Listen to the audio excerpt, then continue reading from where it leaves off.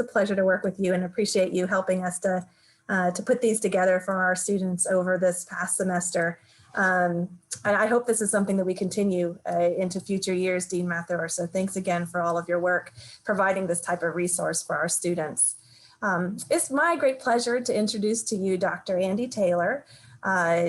Andy and I have had a chance to work over the last few years, and I've just always been a big fan of his leadership capabilities, the way he collaborates freely with many people. And so I was really excited that he agreed to come and speak with you today. Let me just tell you a little bit about him so you'll have some background.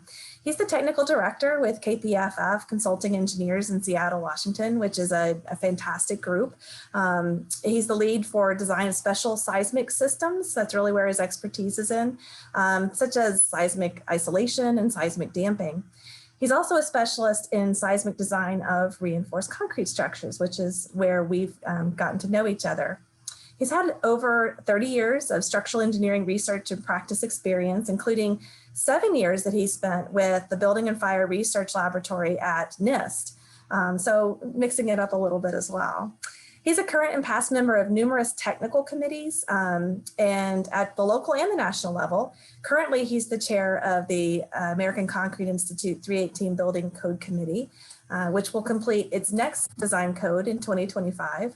Other committee memberships that he's had over the years significantly is for the upcoming 2022 edition of the ASCE 7 building code, which of course we all use, especially to get our design loads from. And he's a past project team member for the Applied Technology Council project, ATC 98, which is on the use of high strength reinforcement for seismic design, which just recently made it into the code cycle as well. And so it's revolutionizing the way that we can design our buildings. He's also the past chair of the Earthquake Engineering Committee for the Structural Engineering Association of Washington State. And he serves as an affiliate professor in the Department of Civil and Environmental Engineering at the University of Washington, where he's taught a number of courses in structural analysis and in reinforced concrete design. So lots of experiences to bring to you today. And Andy, if I can permit, if it's okay, I got to bring in one little piece of trivia here about your brother. Is that all right? Sure. So something I learned from Andy when we were serving on a technical advisory committee together is that his brother actually is a screenwriter for Hollywood, and I remember at the time Downsizing was coming out and he had written that one. But when I poked around the web, I think he may have gotten an Academy Award at some point for a screenplay. Just blew my mind. So, I mean, he's obviously the talent runs in the family. My little brother who is my famous brother. You're famous to me, Taylor, so I'll turn it over to you. I don't want to take any more of your time. Just thanks again for being here. Oh, sure. Yeah, he's won he won an Oscar in 2005 for screenwriting, and he's won 2 Golden Globes and a whole bunch of other stuff. I mean, well, it's obviously your mentorship and the gene pool that's led to that great success. Clearly, since I'm 3 years older than him, I'm sure I had a lot or absolutely nothing to do with it, probably. So, okay, well, welcome everyone. I am going to share my screen with some slides to get us started here. So let me do that. There we go.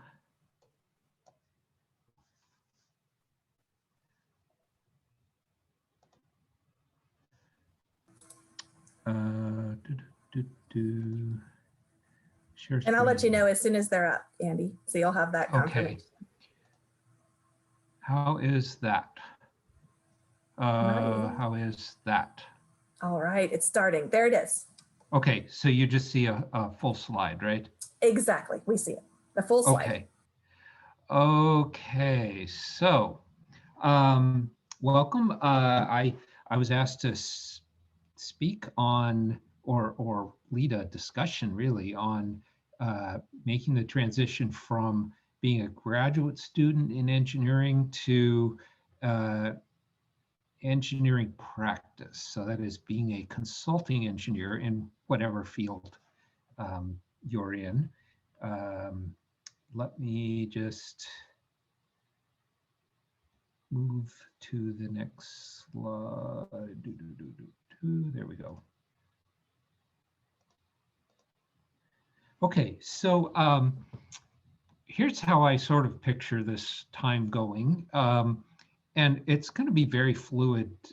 So, you know, I want this to be very interactive also. So I encourage you to speak up, and let's see, we have about 20-ish people on. So it may work to just have you speak up, you know, unmute yourself, and, you know, share your camera too.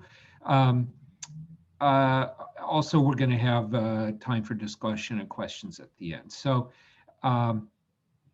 let's just start in with, I thought I'd give some personal background. Professor Browning gave me a very nice introduction.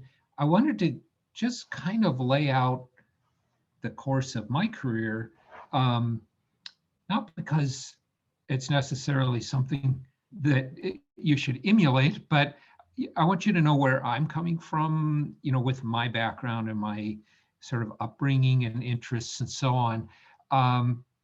And, you know, you may want to compare that with yours, or you may just want to be aware of, you know, what motivates me, and how that might differ from what motivates you. So I have just a few slides here that describe some things about me, and then we'll just move on from there. But I just want, I've always been told that the first rule of public speaking or leading a discussion is to establish right off why the heck the audience should be at all interested in what this person is saying. You know, who is this person anyway?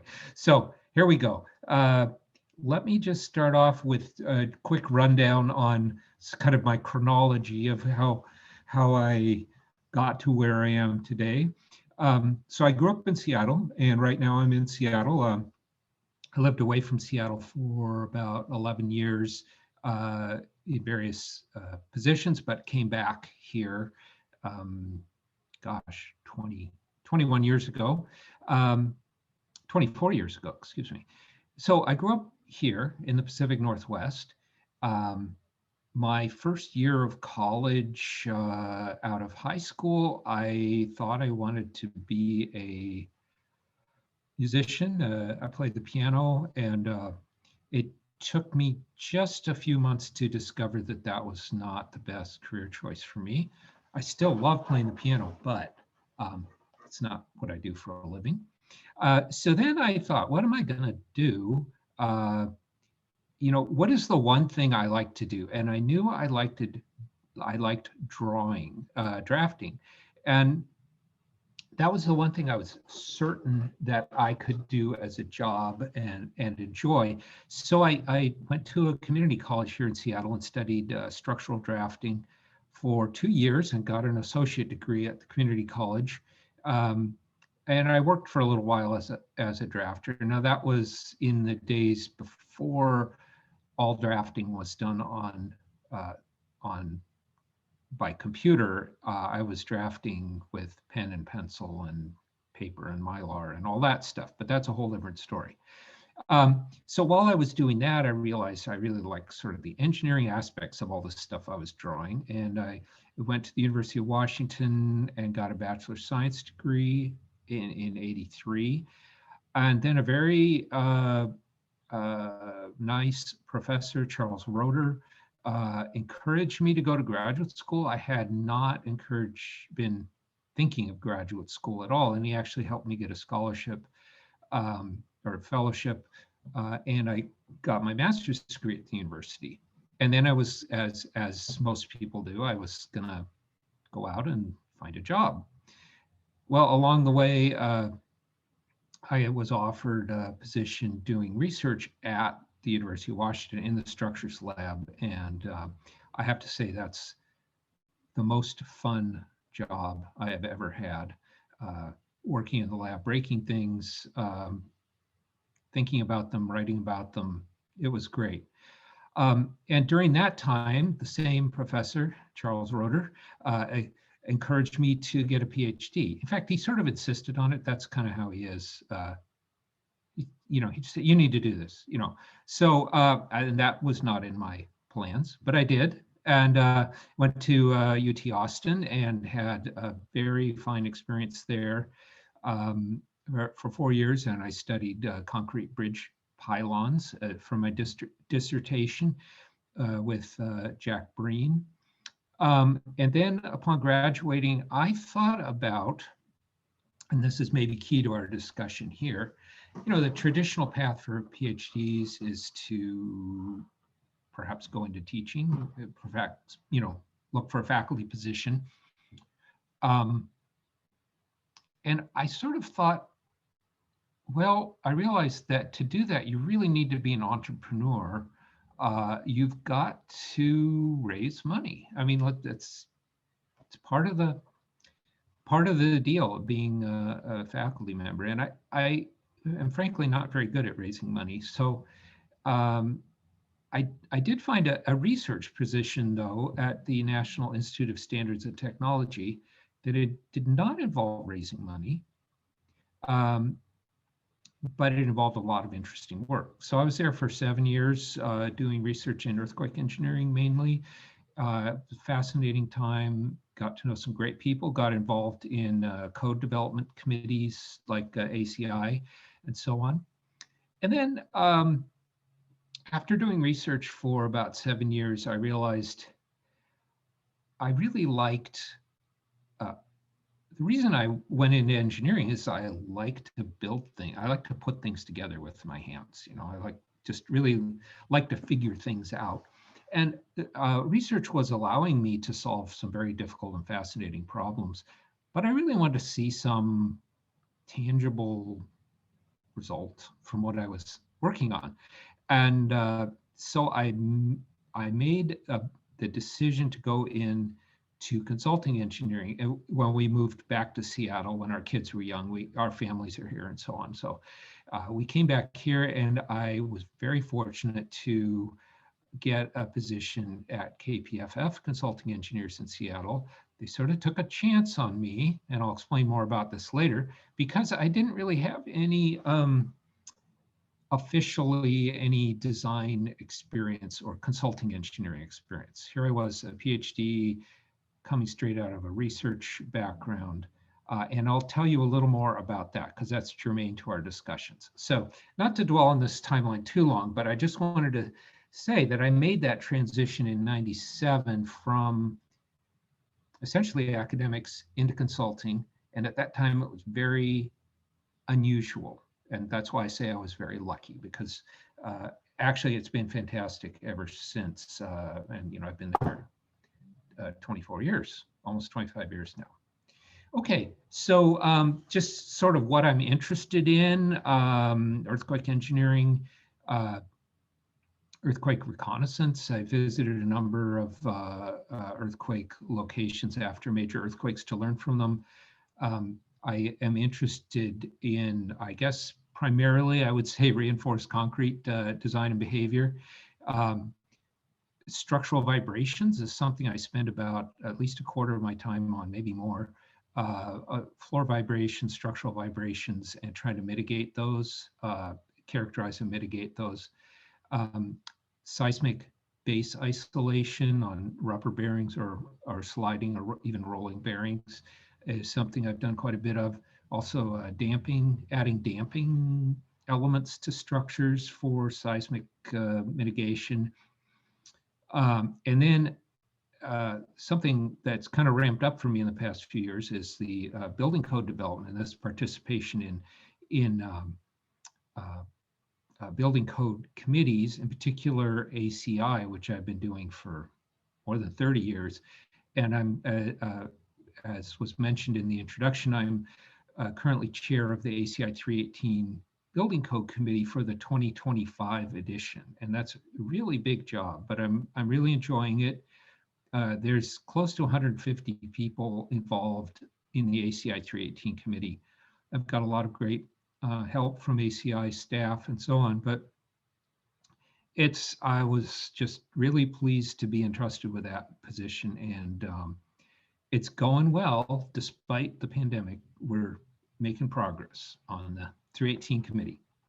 And then I'm interested in international collaboration in both research and code development. I've spent a lot of time in Japan. I'm trying to reach out more through my role on ACI 318 with our European counterparts and other and South American, Central American partners.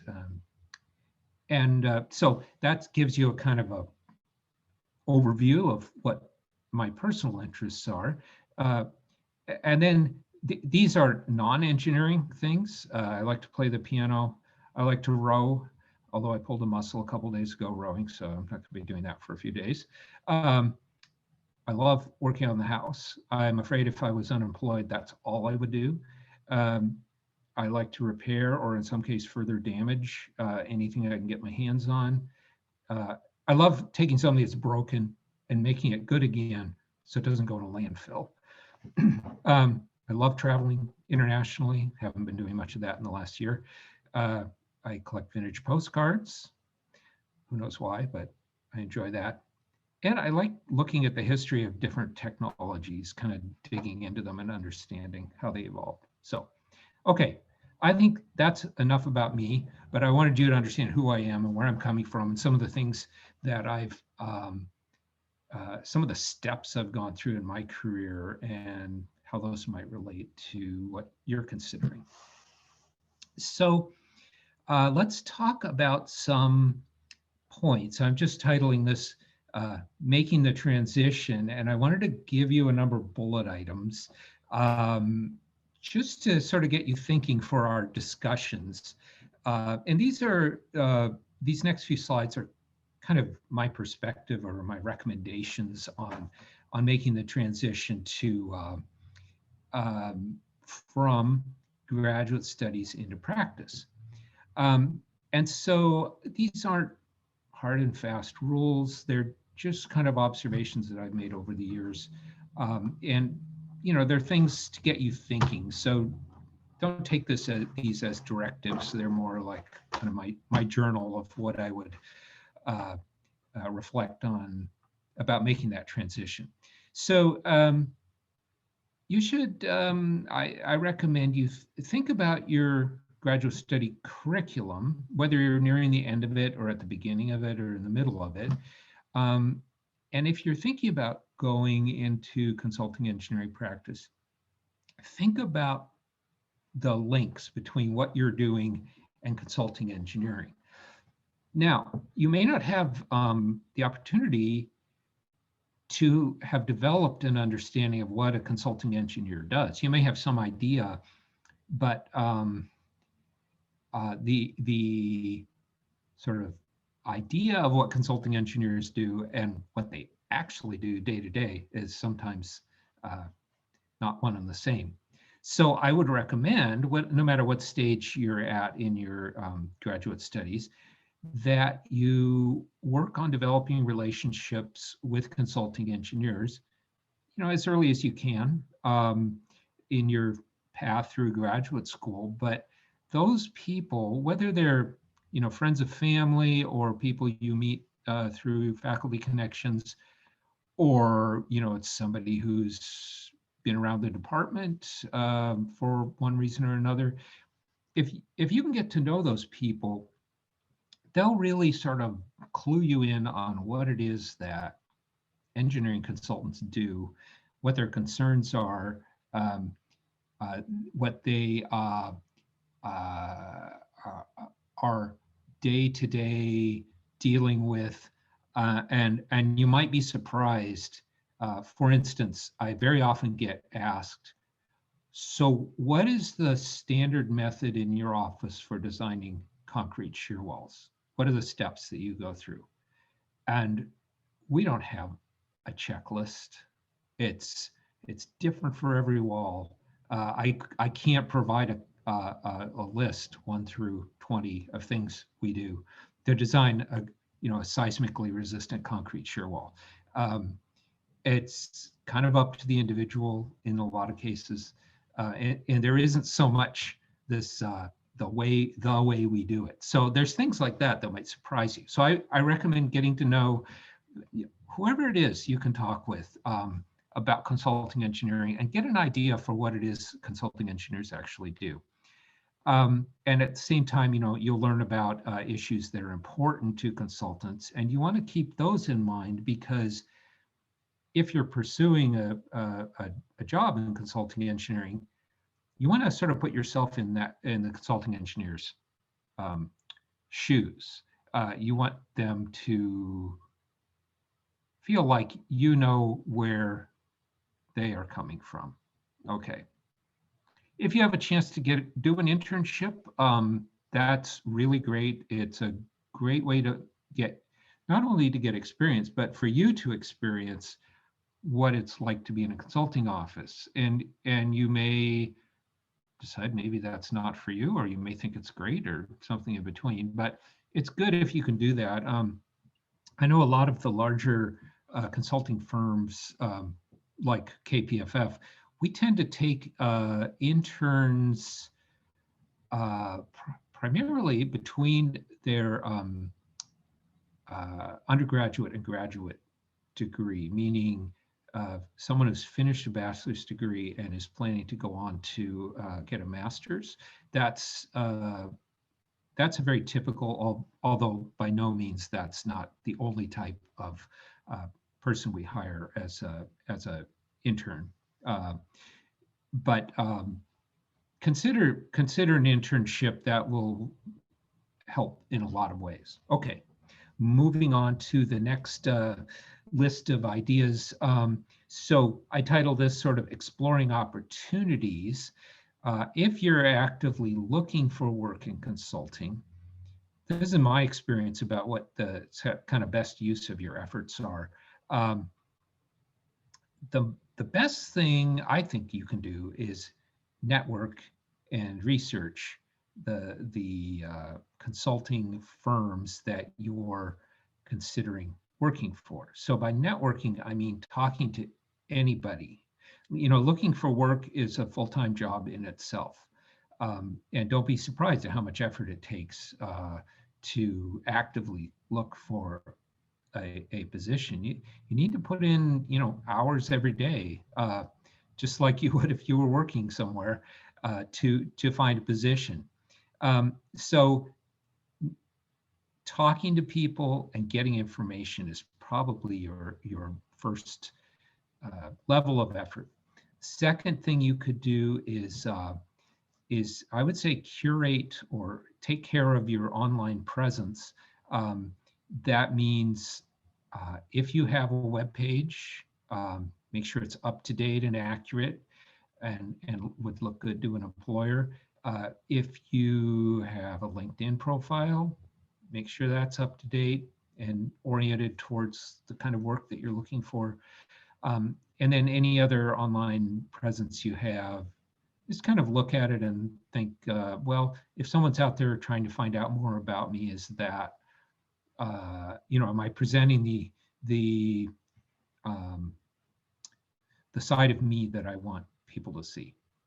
And the third most productive use of your time would be the obvious and probably easiest thing, is to search online job listings. And that's necessary to do, but I don't know. My son was just looking for work, and it took him pretty much a year to find a job. And at first he was only exploring online job listings. And the more he focused on networking and talking to people, the closer he got, and eventually got a job through networking and partly through his LinkedIn profile. While you're looking for work, if you're not still in graduate school, I would suggest you demonstrate that you're very active and engaged. And, if you're spending half of your time looking for work, maybe spend the other half participating in professional activities, professional societies, local meetings, even conferences. Stay engaged in your career, whatever it is the path that you've chosen. And then you can also take online seminars, but you want to get in the mix of the profession that you're pursuing and not sort of view it from the outside. One thing that I always recommend is that someone looking for a job, through their networking, at some point ask if it used to be, can I meet you for coffee? But we aren't so much meeting for coffee these days. But just spend an hour or even less, maybe online, just kind of quizzing a person about what they do, how they feel about it. You're not asking them for a job. You're asking them for the benefit of their experience, kind of like I'm sharing with you now. And that can be really helpful. It also puts you in their mind as someone they know is looking for work. And it's pretty common for a connection to come out of that. Like they'll be talking to a colleague at another consulting firm and say, I heard, somebody's really interested in post-tension concrete. I was just talking to them the other day, and I know you're looking for a PT designer. You might want to get in touch with them. So you never know. You just never know what's going to happen. And then also another thing that I think is a good idea, and that I sometimes offer with people that I'm kind of mentoring or helping with their career path, is just to say, could you look at my resume and critique it, as an employer? Not that I'm asking you for a job, but when you look at it, what is your reaction? Do you are there like trigger words that kind of raise concern or questions?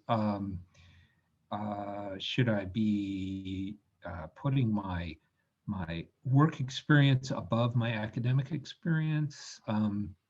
Should I be adding more detail here? They'll give you an impression, and it's very valuable to have that perspective.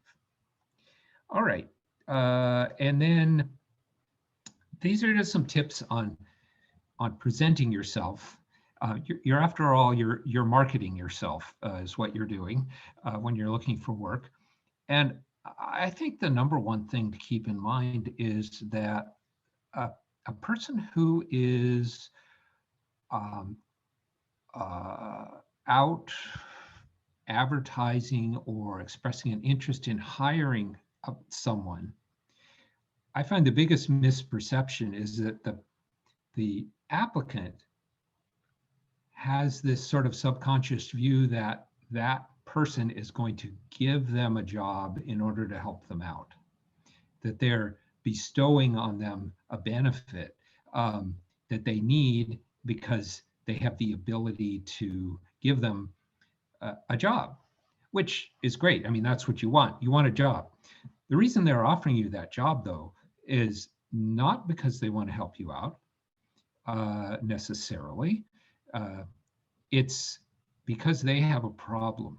And I think it helps to figure out what that problem is that they're trying to solve. For instance, I mentioned, maybe a consulting firm has a post-tension concrete designer that leaves or, has to move to be close to family or something. And suddenly they're left without somebody with any expertise in post-tension concrete design. And they need somebody. So you have figured out why they are interested in hiring you. And it's not because they want to help you out and give you a job. It's because they have a problem that they want to solve. So see if you can figure out what that is, what that need is that they have. And then ask yourself, what can I offer, by virtue of my experience and my education and my approach to problem solving, that would help them deal with this challenge that they have. So to me, that's the key of how to approach a particular employer and trying to help them get what they need, and at the same time get what you need, which is an interesting job that pays money to do those interesting things. Just one thing, pay attention to what vocabulary the employer uses in terms of both technical terminology, and also you can get some clues sometimes as to what their real concerns are. So let's listen to their words. And I don't have any specific examples, but when possible, try to use the same terminology. If they do, if they call a certain procedure something and you're used to it being called something else, maybe get in line with what they're calling it. Also, if you're really interested in a company, spend a lot of time researching the company. Go to their website, obviously. Look at their project list if they have one up there. And then go, another level or two levels deeper than that. Try to find news reports related to their project. Try to find out who their clients have been, what architects they've worked for example, in structural engineering. Try to find out about people in the company. What awards have they won? What positions have they served on, perhaps in professional societies or volunteer positions, or even who their previous employers were. The more you can really understand about the detail, the history of a company and its people and its projects, both current and past, the more confident you'll feel when you're in an interview.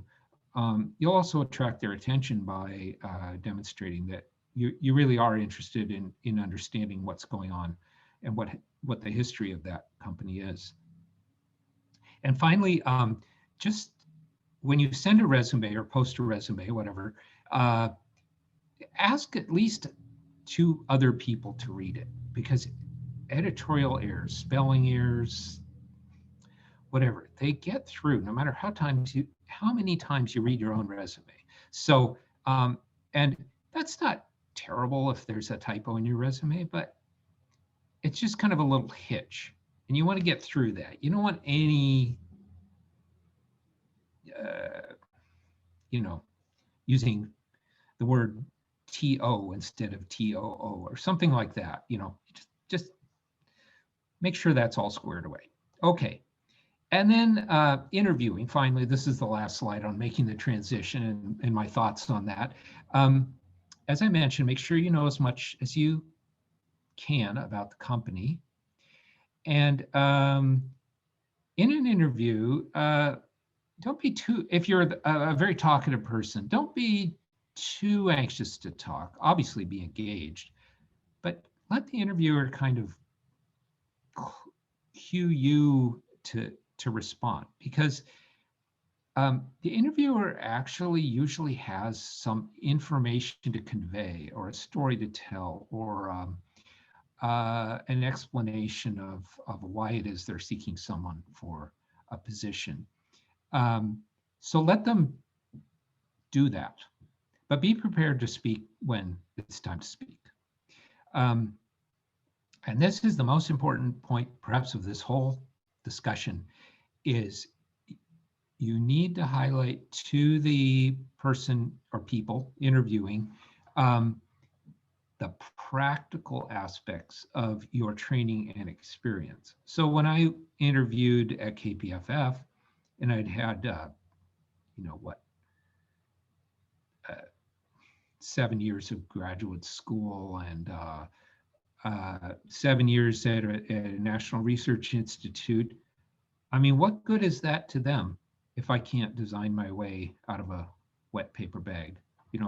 That they need to know that I can sit down and design something. And fortunately, I can. I needed to learn a lot about how to do that since I hadn't been in the consulting business.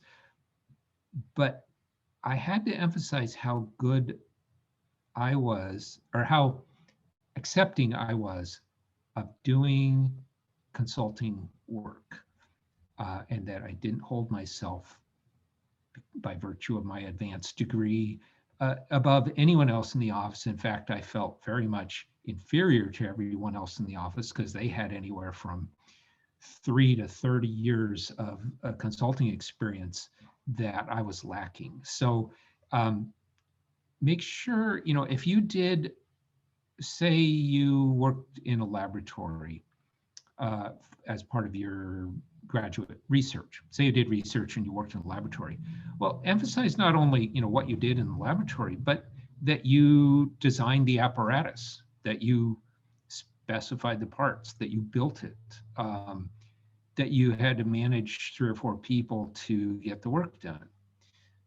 Relate your experience, as brilliant as your graduate studies may have been,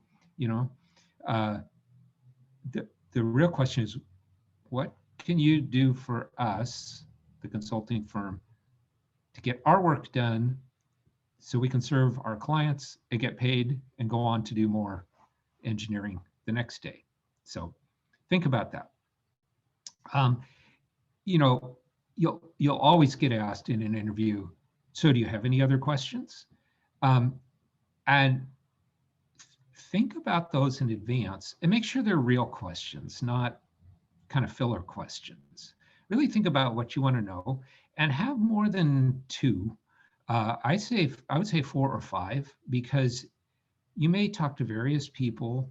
They may each ask you, do you have any more questions? And you don't want to ask the same question of all the people. So think about some things you genuinely want to know about, and have those just in a mental list. And one thing, at least in the structural engineering field, a lot of companies have sort of a technical quiz as part of the interview process.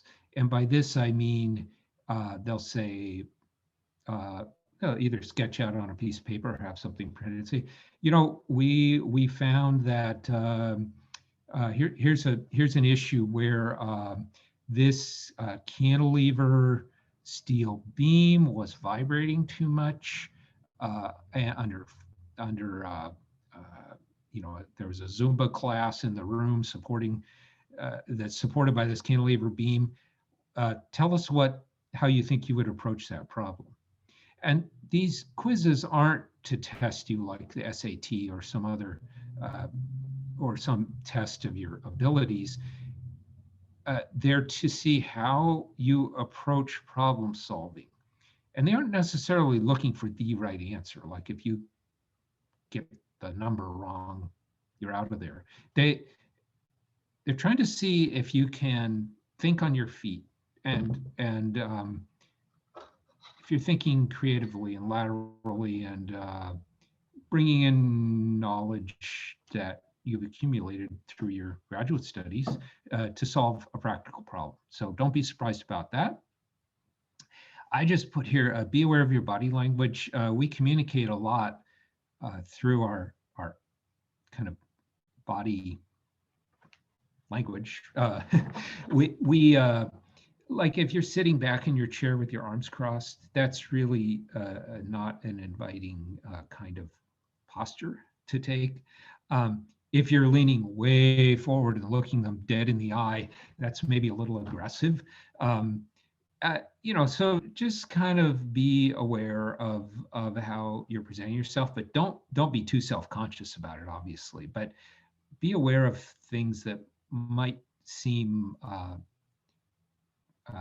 defensive, like crossing your arms or not looking at the interviewer at all. So just think about that and maybe ask friends for advice on what they think your typical body language is in an interactive situation. It can make a subtle but important difference.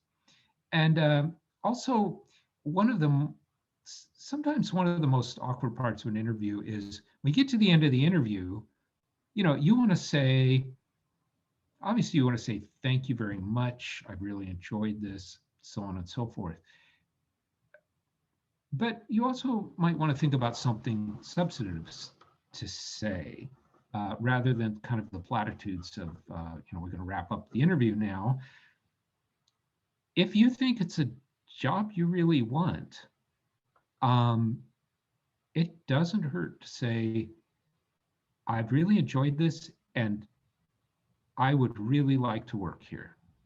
Just say what it is you're after. And that's okay.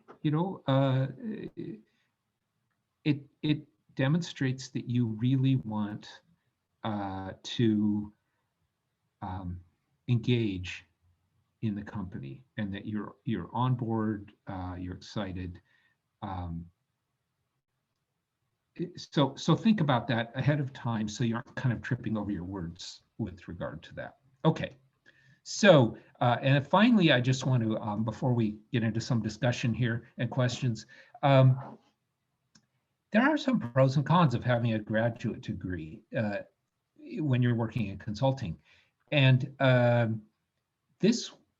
the cons list was very long back in, say, the mid 90s, when I was trying to go from research into practice. And we'll get into that in a second, but it was actually very unusual. And I had trouble finding other people who I could talk to about how they did this transition from a kind of an academic path to a consulting path. So let's just talk about these very briefly. So the pros of having an advanced degree in whatever field it is you're in is you have a depth of knowledge, and you can tackle more complex problems, more challenging problems than perhaps someone with only a bachelor's degree. So that's a pro. By virtue of getting an advanced degree, you've demonstrated that you're motivated and ambitious. That goes without saying. By having a degree, certain letters after your name, you are enhancing the company's resume. You're sort of boosting their image. You're probably more likely to, if your profession has a registration like a professional engineer or even structural engineer, in my case, certification, you're probably more likely to pursue and successfully obtain that credential. And you can also serve as a mentor of other engineers. You probably are more naturally sort of able to share and explain ideas. So those are all things that are from an employer's point of view, are pros. Now, possible cons are, especially with PhDs, there is a perception that PhDs can be prima donnas. So a prima donna is someone who expects the world to come to them, for people to seek out and not question their opinion, and to kind of have a nice easy time of dispensing wisdom to other people. And obviously that's not the case, but that is a bias that many practicing engineers have of people with advanced degrees. I don't think that's fair, but that's kind of the way it is. Also, someone with advanced degree can be viewed as having their head in the clouds, being too theoretical, wanting to make every design project into a science project, and not getting things done, and blowing the budget, and not delivering to the client, and so on. That can be true. It depends on the person's personality and their interests and so on. But you need to work hard to demonstrate that's not the kind of person you are when you're interviewing. Emphasize that you're not above doing routine tasks and reviews of drawings and calculations and so on. And you really can't be. If you are above that, then you probably don't want to be in consulting. Your managers or your colleagues may feel inferior or intimidated by your advanced degree, especially if it's a PhD. I've had people tell me, years later, "Oh, I was so scared of you when I first met you. I was afraid, I'd say something wrong, or, which really shocked me." It's like, well, yeah, so I spent a lot of time in college. You spent a lot of time learning how to design things, and that's what I'm doing now. And so you're actually way ahead of me. Um, so they may feel intimidated.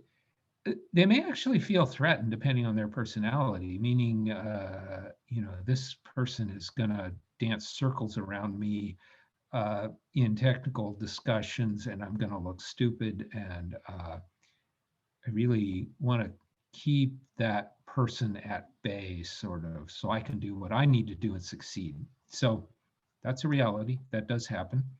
Um, and there's also the issue of, you have more training, you have more college, um, and it would seem that you should earn a higher salary than someone with not that advanced degree. And the question is it really worth paying someone more because they have an advanced degree? So, and that's a whole question you have to work out in salary negotiations and so on. Uh, but that can be an issue. Like, we don't really want to hire somebody with a master's or PhD because it's going to cost more. And we can get somebody with a bachelor's to do the same work, and they're going to be less costly to keep on staff. So anyway, I'm just describing some things that I've observed and encountered over time. And I want to make sure we have some time for discussion. So I think I've done way too much talking, and I will just open this up for whatever you want to talk about. If you want me to clarify something I said earlier, if you have thoughts or questions about strategies for moving into consulting, and you might have very practical questions about, like, what's a day in the life of a consulting engineer like? You may be wondering, well, I think I want to go this direction, but what should I do first, or whatever else? So we'll just open it up. I don't know how we should do this. Maybe, is there a chat box here? Let's see if there's any questions in that. There is a chat box. There's nothing yet, Andy, but Okay. I wanted to, Dr. Taylor, if it's okay, I'd like to throw out one question just to get started with. Sure. You talked about the pros and the cons, especially the way it's perceived within people that are hiring folks, and you've Yeah. seen it certainly in your career. And you did say that the cons list had kind of gotten shorter over the years. Yes. But can you tell us from your personal experience where the extra education that you got when you got your PhD, and maybe the advantages that it gave you being able to work at NIST for a while and get some information there when Northridge happened and all this great research is happening around it. How has that advanced degree and those opportunities helped you where you are right now? What things has it led you to? Okay, good question.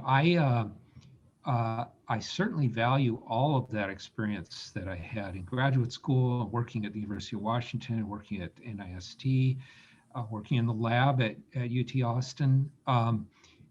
And I have applied all of those things in my consulting work. I mean, I still do experimental research today, or participate in it.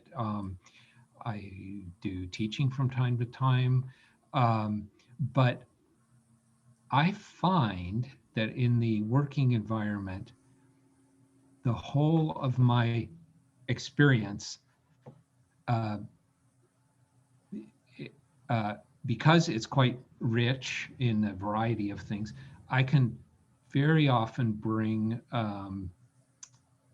something immediately to the table that is helpful and helps move the project a step along. I kind of have this bag of tricks based You're the secret on weapon. You're the KPFF's secret weapon. Well, I don't know about that, but I have, for instance, just yesterday, I was in a Zoom meeting like this one, and I got a text message from a colleague that said, "What is the seismic design parameters for this city? How do I find out what the seismic design parameters are in this city in Mexico? Because we're interviewing for a job in Mexico, and we need to know kind of what we're getting into with the seismic demands on this structure."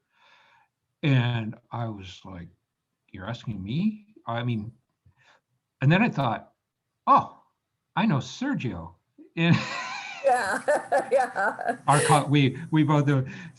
Sergio in Sergio- Mexico City. Well, he's actually 10% time at UTSA now. So he's Oh, is he? has Okay, he okay. has a faculty So appointment here. Sergio, Professor Alcazar, yeah. And while I was in the Zoom meeting, I emailed Sergio, and he got right back to me and said, we'll look into it and tell you. So that was an example of, like, we had a problem, we had a challenge. What's going on at this city in Mexico? And I had a resource, and I used it, and I should get the answer back today. So that's just an example of how that experience helped.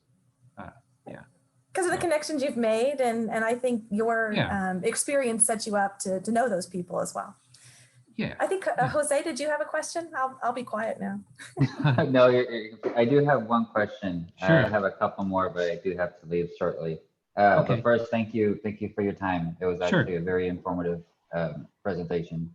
Sure. But my question is, do you have to work for a consulting company, or could you, let's say in the future, you become, you go into academia and a company reaches out to you and they want your professional opinion on something, and they kind of like a freelance consultant, or is that, do you understand, is that a thing, or? Yes. Oh, absolutely. Yes.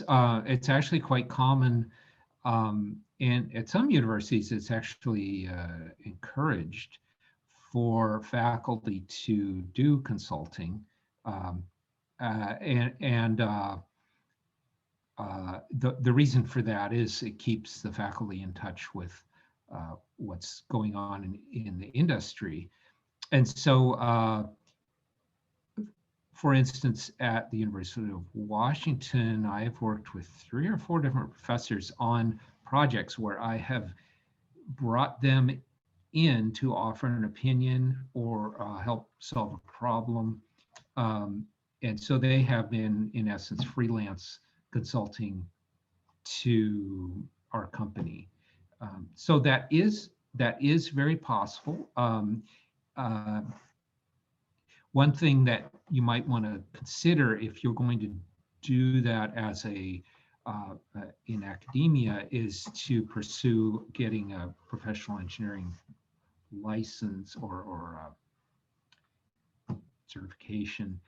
It raises your credibility a little bit when you can put PE after your name, if the field you're in involves PE. It's not essential, but it's advisable. Yeah, I'm a biomedical engineering, so that one. Oh, okay. So that wouldn't necessarily apply, but yeah, I think. But you said something about certificates. Is that are there multiple certificates on certain things, or is that just more for? Oh, well, in my field, it's basically the PE, professional engineer licensure. So that's state by state. You actually have a license to practice engineering. And in the specialty area, structural engineering, some states have an SE license. So now in your field, I don't know if there are certifications or whatever. It could be totally different, but yes, you can do, and I recommend you consult outside the university, wherever it is you are. Well, great. Well, thank you again. I appreciate the time, but I do have to go. Sure. Thank you. Okay. Yeah, no problem. Dr. Taylor, there is another question in the chat. I would just relate it to you if that's okay. Sure. This one, it says, thanks for the interesting presentation. Do you have any particular recommendations for international students, considering the complications associated with obtaining a work visa and sponsorship through companies? What's your experience there? Right. Okay, good. That's a really good question. So I'm sure whoever asked the question is aware of the sort of opportunity to work for, I think, is it 1 or 2 years is it a J1 visa? I think it's 2 years, but I'm not positive. Yeah, it may have changed too. It's 2 years through the OPT program. Okay, so it's the idea is that it's part of the education is work experience but a limited length of time. Now, that is a challenge for a lot of consulting firms in the US because they typically don't want to knowingly take someone on for 2 years. That's changing a little bit. Like, for instance, in our company, I know there have been a few instances, and we're a big company, so just a few instances of us intentionally hiring someone for a limited time because they offered some particular thing we were specifically looking for. But after that, there's pretty much no option to stay. I shouldn't say there's no option. There is an option for sponsorship. But you should understand that the consulting firm, if they choose to sponsor you, it's a big commitment in terms of legal fees. It's not something of just signing a paper or something. You really have to create a petition. And so I guess the overall view is that it's a little difficult to get hired for the short-term work experience on a J1 visa, although it can be done. In terms of getting sponsored, this is a case where you really have to have a very strong relationship with a company, probably before you graduate even, to get the assurance or promise that they will sponsor you for a work visa. Great. Thank you so much, Andy. Yeah. Yeah, I really appreciate that response. And I just wanted to add, that's why it's so important to have that networking, getting the internship opportunities so that you can impress the company that you're working with, so they already know you and know your work ethic, know your abilities, and that'll just be more of a inducement to then invest those funds, as Dr. Taylor just mentioned, and make that commitment to sponsor you and bring you in. So but you have to have those relationships and have the ability to really have impressed the people so that they invest in you. So with that, I know we're running out of time here. So thank you so much, Dr. Taylor, for your time and your really great presentation. I appreciate Dean Browning's recommendation of having you talk to us. This is delightful, and I'm sure all the students really appreciated it as well.